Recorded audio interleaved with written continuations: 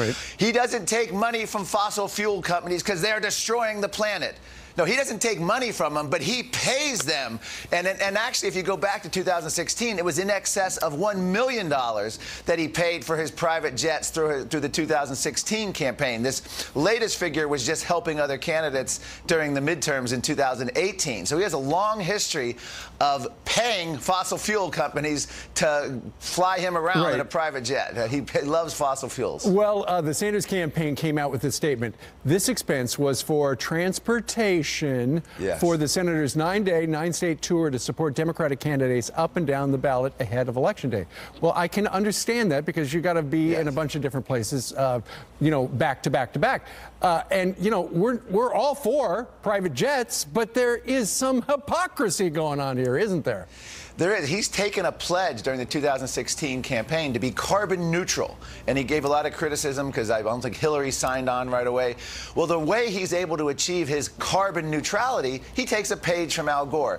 He paid less than $5,000, I believe it was like $4,900, to a company called Native Energy, and therefore they absolved him of all his carbon dioxide sins and emissions. Wait a minute. The carbon credit, right? How does that work? I spent $300,000 on jet travel, and I'm going to give some company $5,000 to do what?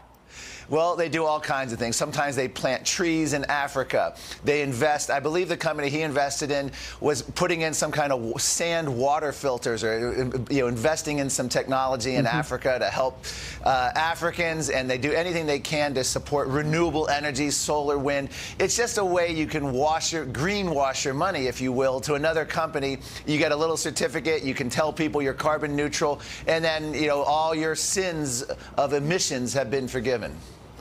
It doesn't sound as if you are letting Bernie off the hook regarding this. No, in fact, Bernie comes from a long line. Just last month, the UN environmental chief had to resign for being up in the air 80% of the time. It was the UN internal audit said he was an embarrassment. You have Leonardo DiCaprio, who flies 8,000 miles to pick up an environmental award.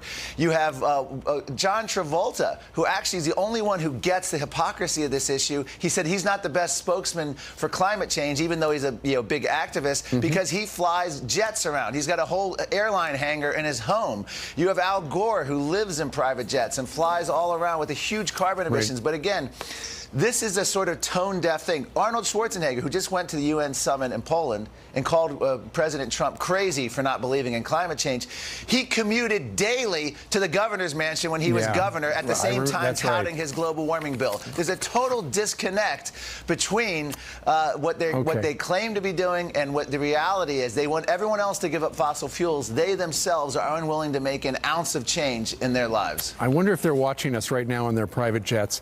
Mark Morano from ClimateDepot.com. Mark, thank you. Thank you, Steve. All right. Straight ahead, Congress set to vote on a short-term plan today to delay a government shutdown. But will a long-term deal get done? And will it include money for a border wall? Plus 19 shopping days till Christmas. We got a